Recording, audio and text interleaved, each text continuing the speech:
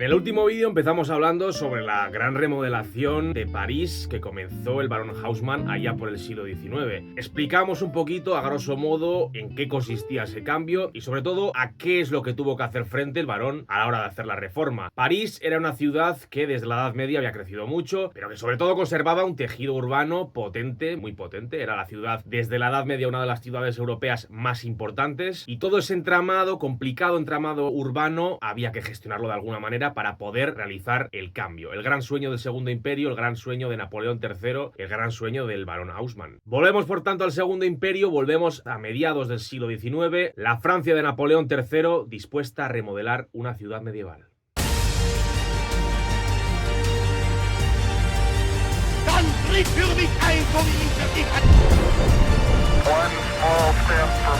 ¡Hasta la victoria siempre!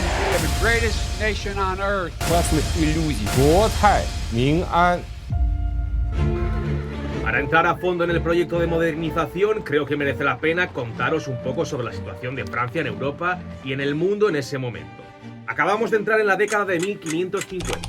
Francia acababa de salir de una larga concatenación de revoluciones y revueltas internas que habían desestructurado el país. 1789, 1830, 1848. Esta última revolución, la del 48, había destituido al último rey Borbón de Francia, a Luis Felipe de Orleans. Y las ansias de libertad del pueblo francés hicieron posible la creación de la Segunda República Francesa, la primera elegida mediante sufragio masculino universal. El camino hacia las libertades parecía llano, pero la situación económica apretaba. Una crisis agrícola a escala europea estalla entre 1846 y 47, lo que dispara el precio del trigo y de productos derivados. Las zonas rurales y obreras se vieron claramente afectadas por la inflación, a la que hay que sumar una crisis industrial que manda a miles de franceses al paro, especialmente grave en París, Lille o Lyon, y acompañada de una crisis financiera internacional en 1847. El panorama internacional pintaba mal, muy mal, a lo que hay que sumar la grave crisis institucional y material que sufría Francia desde los años de la Revolución. El escenario era el perfecto para que un hombre fuerte tomase el mando, y la gente encantada, claro. Apoyándose sobre todo en la clase campesina, con la promesa de volver a crear una Francia grande, el sobrino de Napoleón I, Carlos Luis de Napoleón Bonaparte, arrasa en las elecciones de 1848. Recibe el 75% de los votos. En apenas 2 años la Asamblea vota la vuelta del sufragio censitario en 1850, ahora solo votan algunos.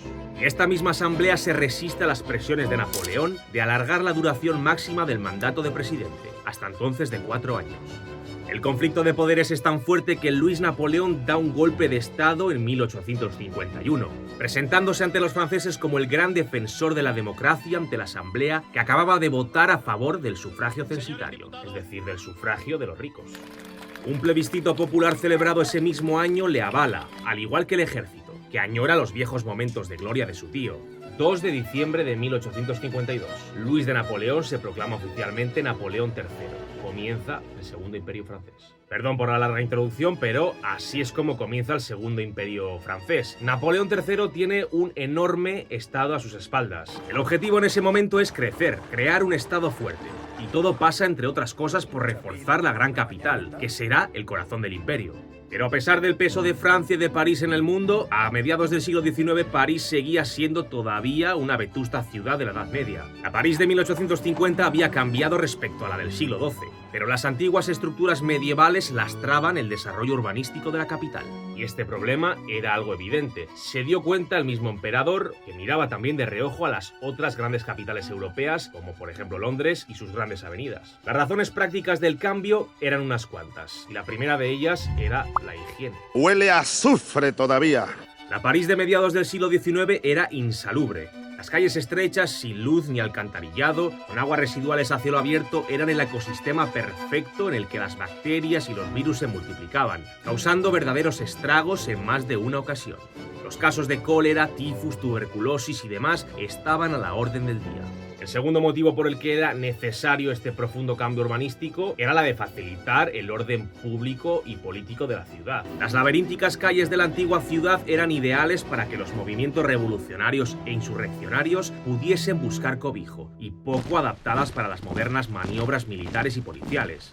Las calles debían ser más anchas, con grandes bulevares con espacio para que las unidades militares pudieran maniobrar en caso de necesitarlo.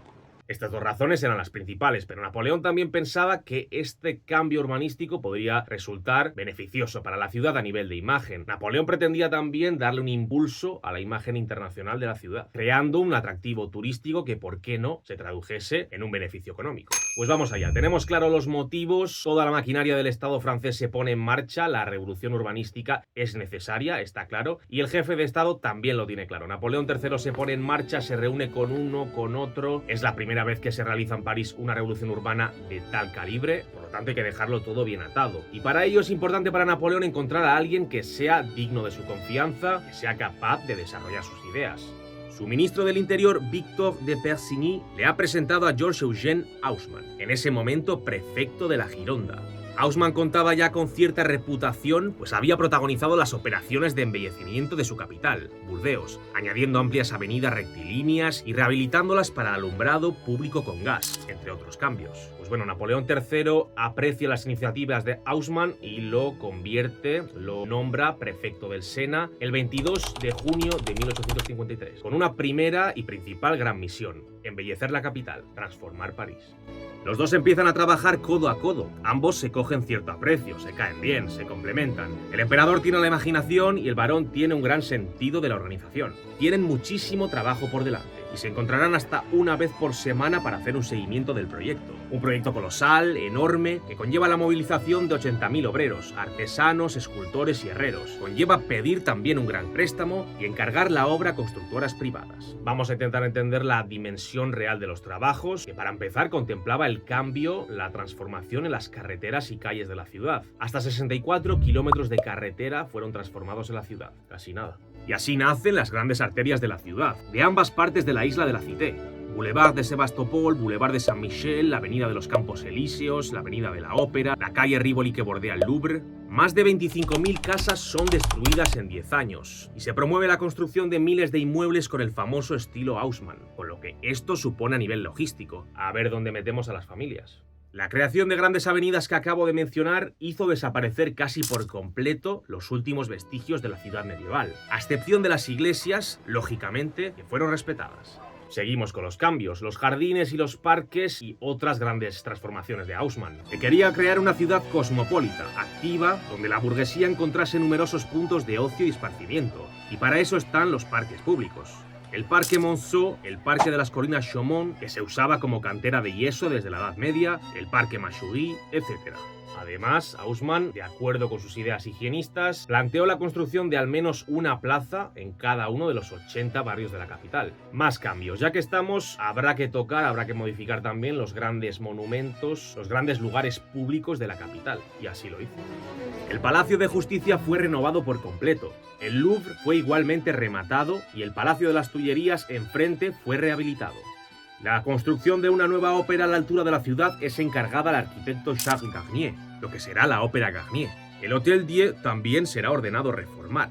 Y la Salle, el gran mercado histórico de París, en la orilla derecha, que mencionamos también en el vídeo anterior, será totalmente renovado. Y por último, y no menos importante, casi 500 kilómetros de alcantarillado fueron construidos en toda la capital, casi nada, que dieron salida a muchísimos litros de aguas residuales cada día. Mucha mierda. Me da asco. Ya lo veis, la renovación Haussmann comprendía muchos aspectos diferentes de la ciudad, que transformó por completo su planta, su aspecto. Os dejo por aquí algunas imágenes para daros cuenta realmente de lo importantes que fueron algunos de los cambios. La ciudad gana en luz, en amplitud, pero a cambio evidentemente de perder mucho de su patrimonio medieval, claro. Tenemos aquí un ejemplo prototípico de lo que era un bloque de pisos de estilo Haussmann. Las reglas eran bastante claras. En los bajos ubicamos los negocios. El segundo piso es un piso burgués. La aristocracia y la gran burguesía tendría su vivienda aquí. Eran las propiedades más caras, de gran altura y con balcón. Los pisos se suceden hasta llegar al quinto piso, que cuenta con un balcón corrido a lo largo de la fachada.